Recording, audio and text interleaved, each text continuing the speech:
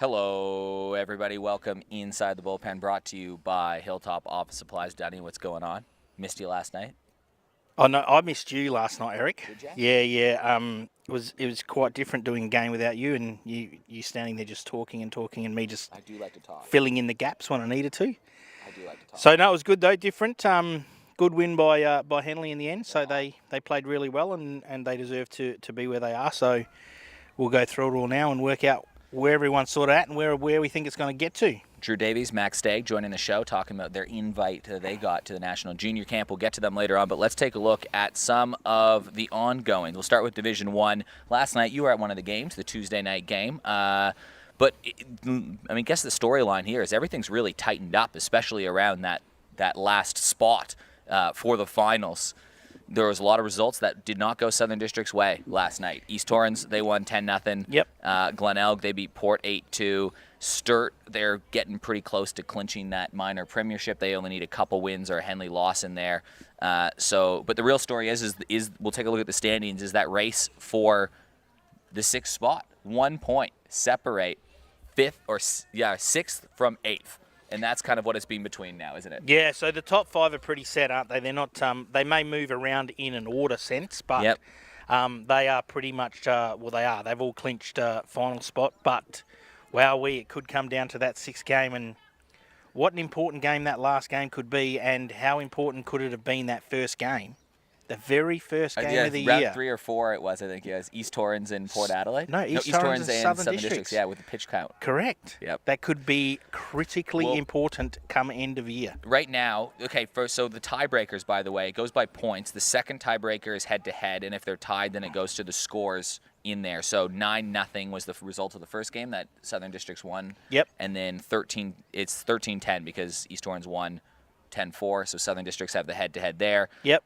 Glenelg, they're on an odd point, so if they go above. So it's going to come down to the last game, potentially. South, it's going to come down to actually who beats one of the top teams, right? So South have West Torrens and Kensington, as do Glenelg. They have the same teams, but just in opposite weeks. Yep. And then Souths have Northern Districts, and Glenelg have Adelaide, and meanwhile, East Torrens have Port, then they have Sturt and Henley and Grange. So which team can beat one of the top sides? That's going to be the difference. Now, East Torrens haven't.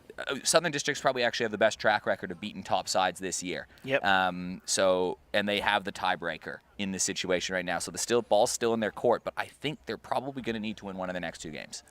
Yeah, it's going to be tight. As you said, I think whichever team beats a top 5 team gets in. Maybe we can ask Drew Davies what the vibe is of Souths. But Souths are right on the edge there. They'll be a bit twitchy, I'm sure, but it's a great end to the season. And Woodville needs to run the table. Yeah, which is probably not likely, is it? No, it's probably not likely. We do need to give a shout out. I mean, there's been some impressive performances the last few days, whether it be there's been a few 3-hit performances, like Jacob Scott had 7 RBIs the other day. But the last 3 games, Wilson Lee. Take a look at these numbers. 9 for 10, 5 home runs, 14 RBIs. He's pitched 11 innings, allowed 2 earned runs, and he's got 19 strikeouts. So are you telling me, in the scheme of things, Eric, that he's a wagon? He's a wagon, and you know how the last time went. The last time I called anybody a wagon. I'm going to call him a wagon then. Let's see what happens with me calling him a wagon. Well, I called West Torrens a wagon in one of the games when they were like 15-1, and then they lost like 4 or 5 games. Yep. I called Goodwood a wagon, and then they went on a slide. Yep. I called Sturt a wagon, and they lost their next game to Glenelg out of nowhere. Yep. I've called a few people wagons. You're a bit of an omen, in my face. Yeah. So sorry, Wilson Lee. I just put the hoodoo on you right there. But no, he's certainly your 3 votes. 3 votes. He's your Caps medal votes. Favourite, isn't he? What do you reckon his odds are right at the minute? Is he even money? Well, so I don't know. Jackson Brebner Russ is probably still the favorite. It's close, but I don't know. Wilson Lee's he's got 9 points in his last 3 games. I'm convinced. Right. It's going to be a fun Caps to watch. Yeah, actually. we look get your forward to tickets that. for that. That'll By be the way, fantastic. you can get them online right now. $65 includes a drink on arrival, cocktail theme, cocktail attire. There'll be some food there. There's a cashless bar, not an open bar. You have to use cash, but not actual cash. You have to use a card. Yeah. And that's at the Adelaide Oval, right? Adelaide Oval. Yeah, the southern area, I think, or something like that. And we'll be talking about some awards there, like Rookie of the Year. This is an interesting one, too, because there's been a few impressive Division I rookies. So I'm just going to rattle off a few names just from my own research that look pretty good. Jonas Garcia, especially big in the beginning of the year. 16 games, hitting 288, 12 RBIs, being a key cog for Sturt. Then Jack Bushel. He's only played 14 games, but he's hitting 341 in those games. So he's filled in well. Brandon Manzella. He's hitting 400 in 27 games. He's a little older, but this is his first official Division I season. Okay. Drew Davies is definitely going to be in the mix. He's played 22 games. He's hit 274. He's got a couple bombs, 14 RBIs, and Southern Districts is there. And then the last name that if he can creep up some eligibility in terms of have some more inning pitch the last few games, or certainly one to watch next year, shout out to Jordy Hodges, man. Like 27 and 2/3 inning, 2.60 ERA for Henley and Grange. Oh, that's great. And he's only young.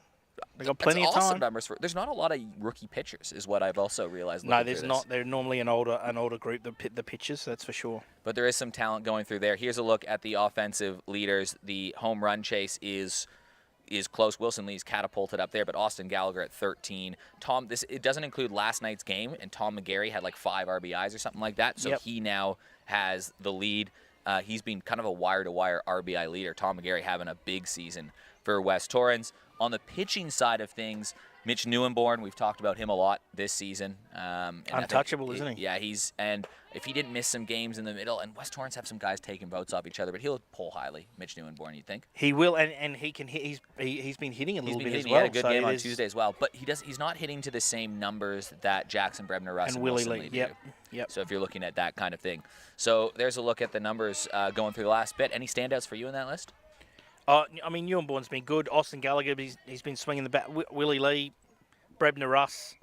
There's a whole group of them that I like, but I think the two standouts right now are Willie and Jacko. I mean, they've had some big years, and there'll be some players that I think will pull higher than what you would have thought at the beginning of the year. Jaden Eldridge is a great example, right? Yep. Like, he's one of the top leaders in wins in the competition, and he's really helped Glenelg turn their season around.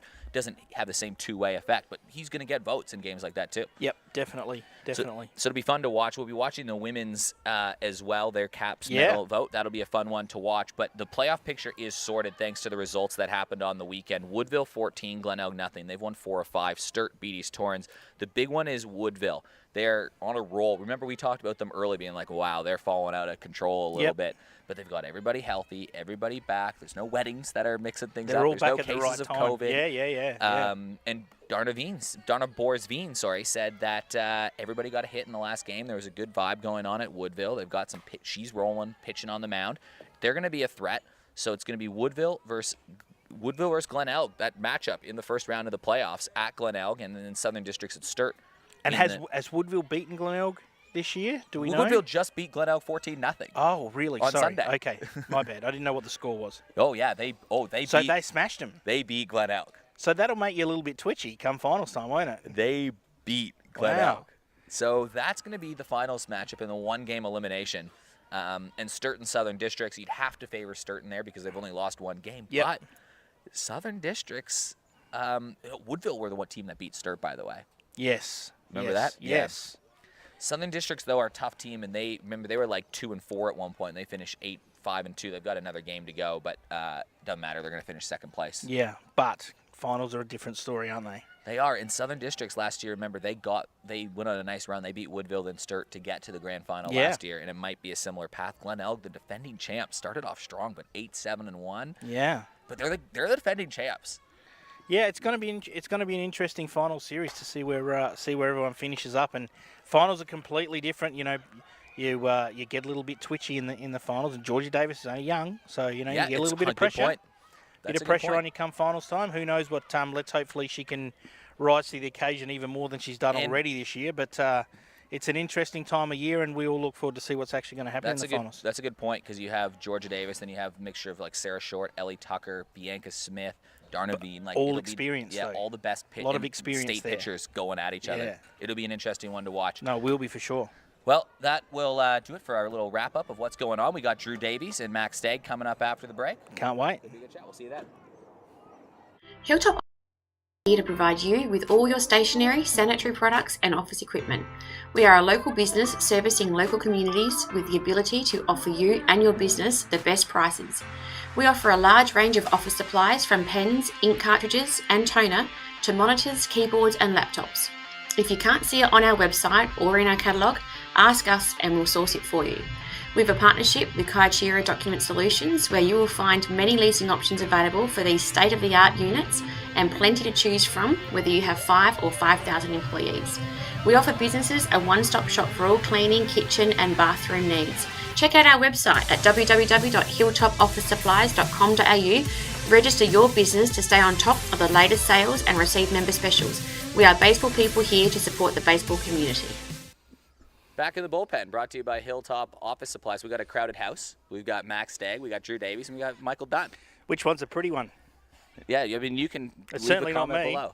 Probably me. Yeah, probably you. Yeah, let's be real here. Yeah. I'm the bachata salsa dancer here. What's now. going on, Let's go. dudes? Not much, Dunny. Just, baseball, really, at the moment. And what about you, Drew? Oh, same, mate. Just playing baseball. Well, we want to talk about you guys, but Drew, we talked about it at the start here. South's going down to the wire, tied for what's the vibe at South's camp right now? It's a bit tight. Is it? Need to get it done, but yeah.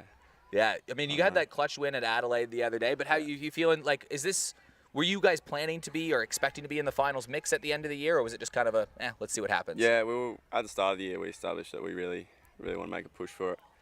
And then we had a good start, and then kind of got a bit tight in the end, so it's a bit competitive at the end. It should be a very exciting finish. South's been one of the big stories of the year, as you know, if you've been watching the show. But and Drew, you've had a big part of that. So you get the recognition. You get invited, one of 44 players across the country to the National Junior Camp. One of 2 from SA. The other guy's right over here. What kind of honor and recognition does that mean to you? Yeah, it's great. Something I've always wanted to do as like a kid coming up. So yeah, it's really good. And Max, this year has been crazy, I feel like, for you. Okay, like, when did you make your A-grade debut? Good question. Last year sometime. Yeah, last year around Christmas time, so halfway through the season. Right, so at Christmas time, 2 Christmases ago, I guess now, you had not played, or you just about to play, or just played your first ever A-grade game. And in the last year, in that calendar year, you dominated. You had a pretty good start for your A-grade career. You hit a home run in the finals. That was pretty cool. Then you make the training squad of the Giants. Then you actually appear for the Giants. You get some pretty good numbers with the Giants. You get named to Team Australia Futures. You play well there. Then you get the invite to the camp. It's been a big year. Yeah, I guess so. A lot's happened pretty quickly, and I've just kind of had to take it as it comes. It's been pretty fun though. It's a lot of baseball, and I've really enjoyed taking the opportunities that have come this year. So how much baseball are you playing right now in a casual week for you? Not too. During the ABL season, it was a fair bit. We'd play 3 games on a weekend and then go back to club ball on Tuesday, and then that includes all high performance trainings, gym sessions, and West Orange trainings as well on a Thursday. So, it was a fair bit of baseball for the ABL season. Now it's pretty similar to most SABL guys, with the 2 games a week and just club trainings and whatnot. But still got our high performance trainings with Riley here at West Beach. So yeah, still a bit of baseball. So let's talk about the Aussie squad you're in. So where is the camp first of all, and where and when is it, and what are you expecting from it? In Canberra, and then I think we leave April 15th. So yeah, and then I guess I'm excited to see like the level over there and see what I have to compete with. So it should be. And I guess from your point of view, Drew, you're one of the younger guys in the squad as well, so you've got a little bit more time to assess and come home and go, well, I know what I need to do to get better, and then you're working the programs in the off season to get to the ABL side of things, and obviously get back in this squad again. So it's a lot of hard work in the next 12 months for you. Yeah, keen to do it as well. So it's good. Now, this may shock all of you, probably Max Stagg the most here, but when I was 16 and 17 years old, I was not selected by any national body to represent my country or have an opportunity to compete for a spot in it. I know it's a shocker. In any sport. In any sport. It's unbelievable. But I thought you were built for curling. I know. I should have. I can't wait. If there's ever a new rink in Adelaide, us four will form a curling team and we'll dominate that. We'll go straight to the Olympics. But what does that communication look like with Baseball Australia? Like, how do you get an invite? Does it show up in the mail? Is it like a little text message? Is it a...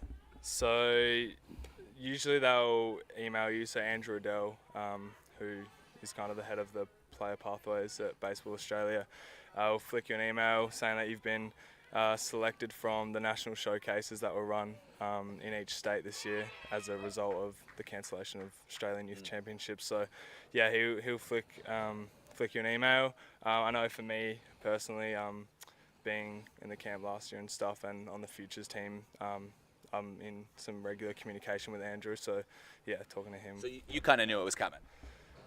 Kind of. I mean, you can never really tell with some things, but definitely after putting up some numbers in the ABL and then being on that futures team, an invite to a camp like this, yeah. And Drew, did you expect it? Not really. But after the Giants thing, I sort of had a talk with Riley and whatever, and that was the best thing for me. So I kind of pushed to get there. Yeah, cool. So from the camp, then talk us through. They cut it down. Are you going anywhere? Is there a trip? What's the actual squad end up being, and where do you go from there? So we'll go to Canberra. I think it's 44 members of that, and then they'll do that, and then they'll pick 40 to travel to Florida, and then they'll train for 2 weeks over there, and then they'll pick the World Cup team in Florida. And where is the World Cup? Florida.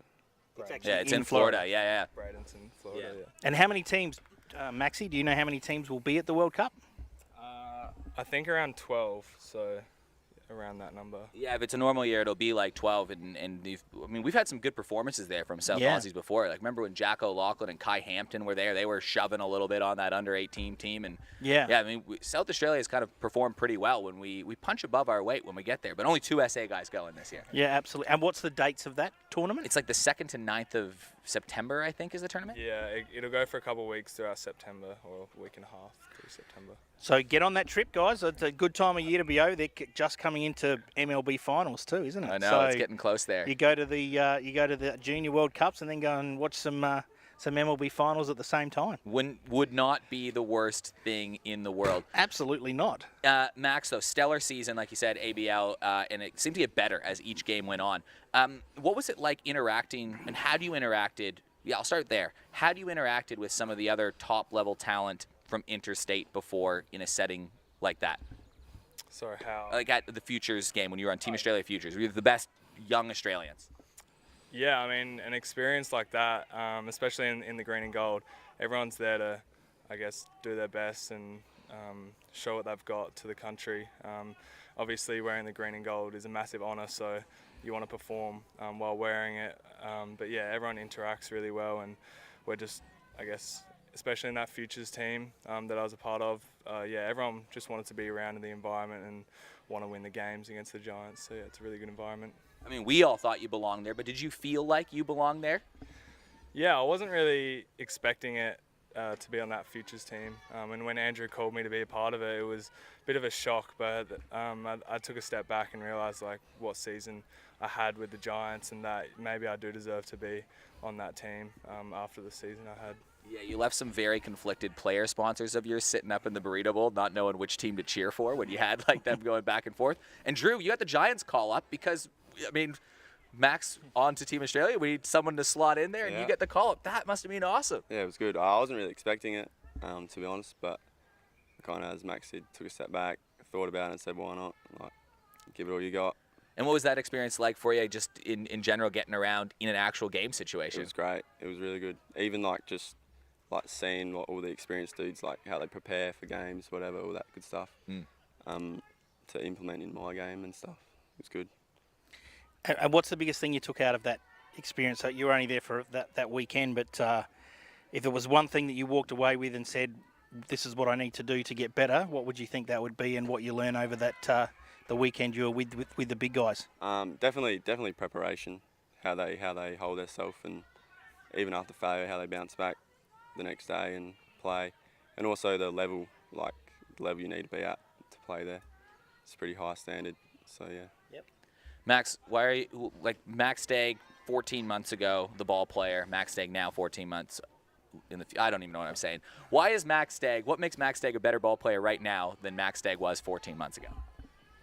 Great question, Eric. I think over the last 12 to 14 months, there's definitely been countless hours of work been put into my game than there has in previous years. So obviously the development is going to go up at a lot quicker rate. But just taking the opportunities as they come and knowing that I deserve to be playing at higher levels, like moving up as I go, as my development comes along, and just taking that with confidence and just doing my best at the end of the day and having fun. Confidence breeds a bit of success, doesn't it? Well, yeah, it's also, it's that old saying we talk about all the time. It's amazing the harder you work, the better results you get. No coincidences, right? There's no coincidence, and kids out there, you need to understand that if you want to be a high-level sports person, it doesn't matter what sport it is, you need to be committed to putting the hours into it, or don't do it, because it's a full-time gig. Yeah, and I guess even for you, like Drew, like it's a different experience when you're playing, Saturday, Tuesday, Saturday with Souths. I know we only got the 2 games in, but in a Giant series, and for you, I'm sure it was an adjustment too. You're playing Friday, Saturday, maybe a doubleheader Sunday. Like when we were in Melbourne, we played 4 games on one of the weekends, right? Like that's a whole different experience too. Yeah, I think that first series in Melbourne definitely was pretty eye-opening into the workload of not just one series at professional level baseball, but into what a whole season can be like. And especially the night before I made my Giants debut, we had rain delays, so I had to experience not only how to deal with rain delays and preparation for a game in any game, but especially on your debut, you kind of got to see what the other guys do and just go with the flow in that situation. Yeah, it's an interesting situation because you got a bit of a sniff of it, but then in a real season, the Monday's the only day you have off. Yep. So that all the pro guys train Tuesday, Wednesday, then we play Thursday, Friday, Saturday. And then often on the day off on Monday, they're all here anyway. They're all here doing extra work. So where this year we had, because it wasn't the normal season, we had a few days off here and there and we didn't do anything. You went back to clubs. In a real season, it's even more intensified. So, boys, just quickly before we get to our generic questions, we ask everybody, who's your support network? Like right now, going through it, obviously you have your club baseball, you have stuff here. So who's that support network that helps make you guys better baseball players? Obviously Riley Moore. Heard of him? High Performance, yeah. Mm-hmm. And then at club ball, like all my coaches, like Nick Hutchings, Brendan Scanlon, Mark Paparella, and Jeremy Paparella, all them guys. And then my family, obviously. Has Hutch coached? Were you on Hutch's Little League, one of his teams? Yeah. I came up with him through all those Little League teams. So Hutch has been kind of like coaching you forever. 100%, yeah. That's awesome. What kind of coaches? We should get Hutch on, actually, because he's an interesting chat as a former pro guy. But what kind of influence and coach is Hutch like? He's really smart, like game smart. Knows everything about the game. And, good to learn off. He's pretty competitive. Remember we were watching him just give daggers down the line. And It's interesting if you watch games a little bit closer than just the normal public do, and you see people who do things in games that people don't pick up. And we saw some steelies. We saw some steelies with Hutch at the Adelaide game, didn't we? And I said to Eric, have a look at that. Have a look at the stare that's getting out there. So it's good fun, and he's a competitive guy, and he wants to win. So that's why he does it. And Max, what about your support network?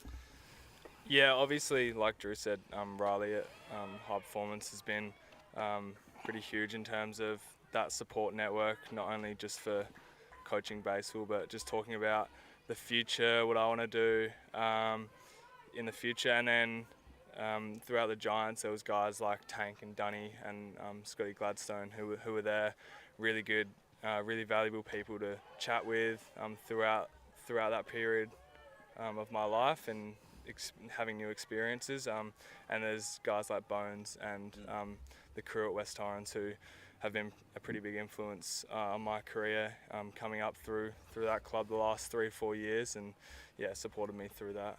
All right, boys, same question to both of you. Get on the questions. These are ones we want to hear. Childhood idol. We'll start there. Well, actually, just idol, because they're still Oh, yeah, they're still children anyway, idol. right? Just idol. Just idol.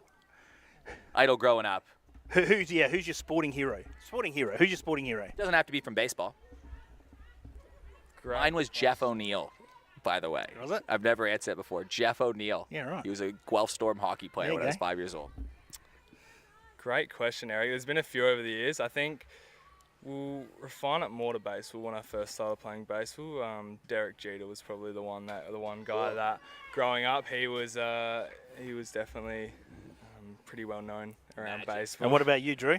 Well, I started off in footy. Yep. So Gary Ablett, Senior or junior? Junior. Gary Ablett Jr. And then Clayton Kershaw when I started getting baseball, I liked. Good selections. All right, what about your favorite sporting event that you've ever been to in your young lives so far?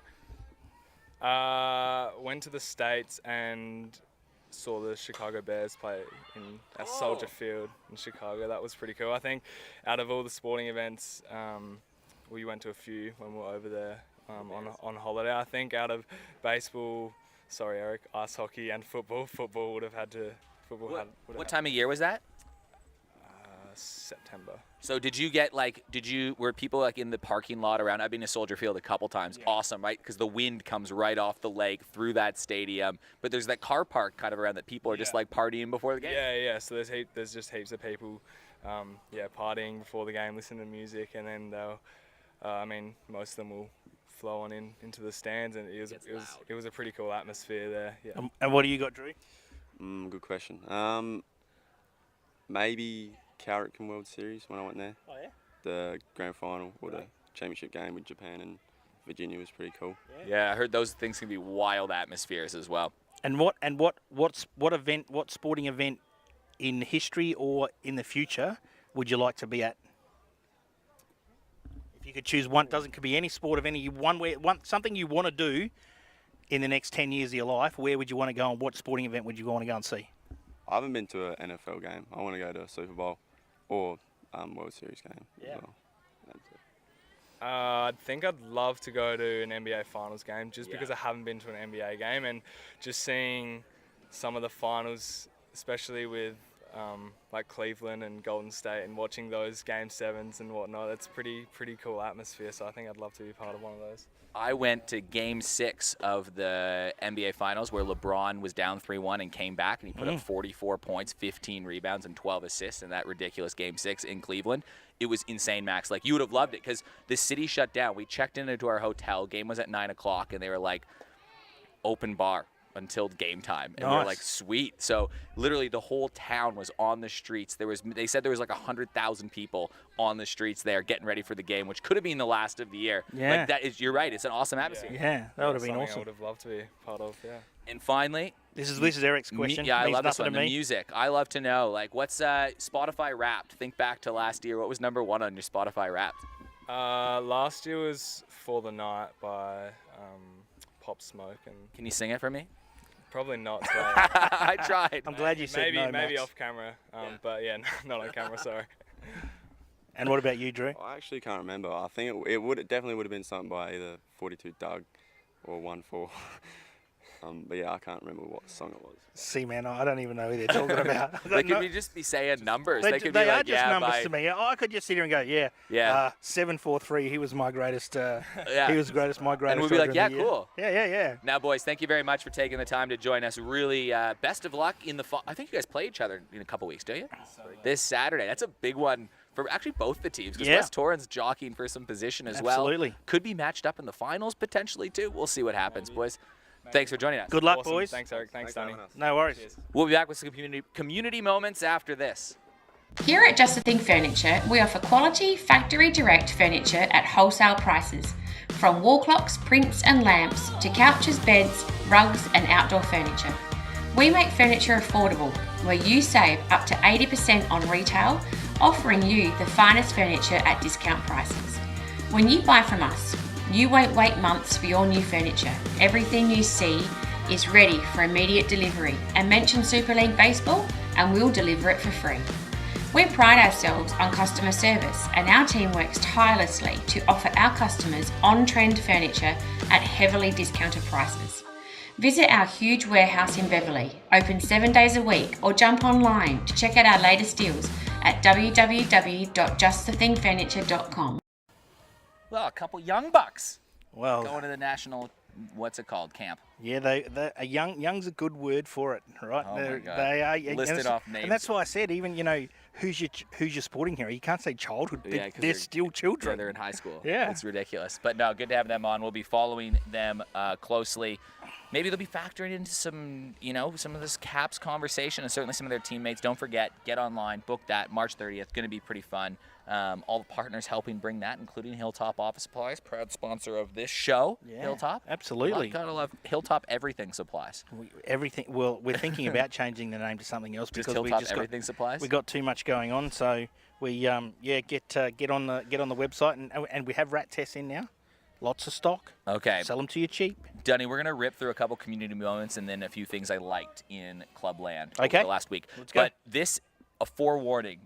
I don't know what the hell happened, but everybody at Souths had a milestone. I think every single player in that All at club the same time. had a milestone, so I'm going to read them off because they're sent and they deserve to be read off. But I think all of Souths had a milestone. Every single player in the organization. Yeah, so right. read off the entire organization. But we'll start in Goodwood, where Dylan Child played his 100th club game for Goodwood. He's been a key part of their last few seasons, getting them to the championship series. And he's played a lot at Woodville too. He played a lot of games at Woodville as Yep. well. So there's probably a few more there as well. You add 'em all Trio up. of women over at Henley and Grange got to game number 50. Adria Butterwick is the first one.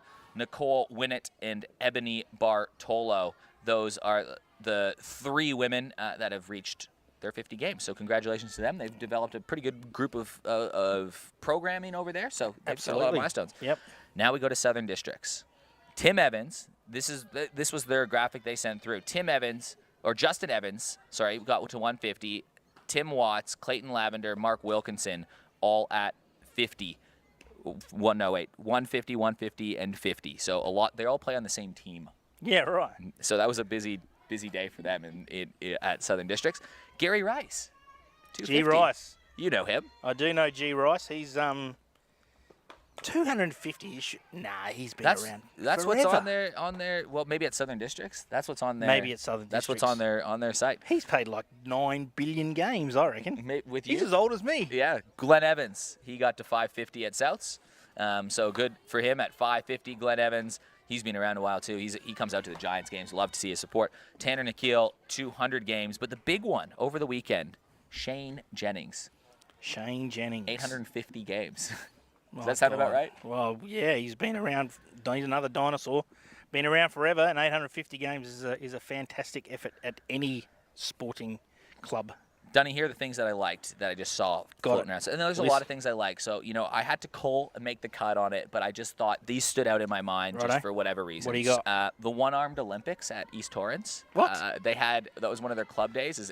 They had a one-armed Olympics. They just did a bunch of games where you could only use one of your arms. Right. Toss some games, all those games down there. That like the photos that were up on social media, that looked like a blast. And I loved it because won?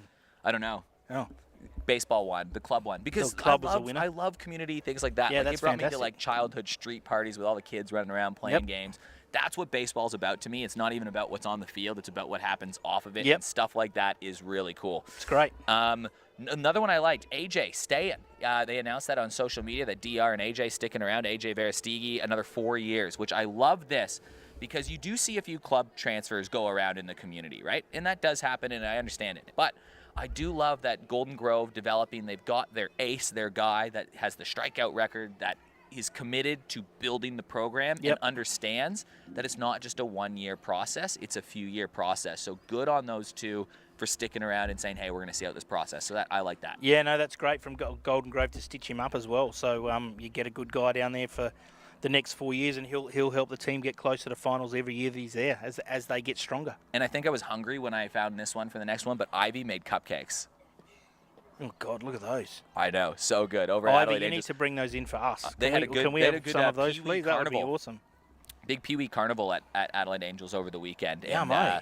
Ivy came through with the goods, and I saw that on social media, and I said, yeah, That's great. That's awesome. So love again, the off-field stuff, and I just wanted to shout out the cupcakes. That Perfect. Ivy, come on. Yeah. That's pretty good. And finally, one that I saw floating around as well is Clayton Carter hit his first home run for Kensington. We got a little video on the side that will pop up, and it was a grand salami over the fence. I don't know. Do we have Gorgonzola, that mate. video, Brandon? Are you giving us the heads up, the thumbs up or down?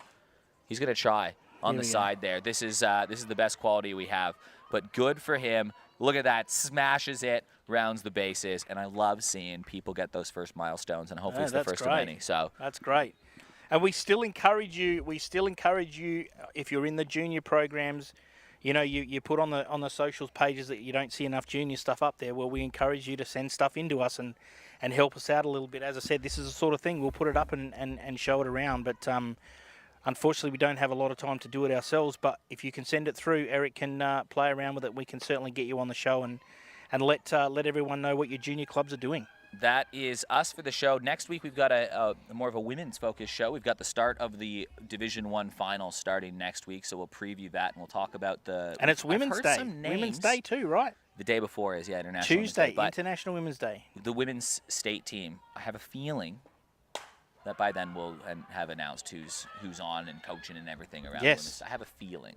I reckon you might be right. Just an inkling. So that should be a fun one to watch. We look forward to it. Looking forward to that. We'll talk the finals and preview that all for you. But until then, that's us saying ciao. Have a good week, and we'll see you next week. And maybe on the weekend, we might actually know the final race set. See ya. See ya.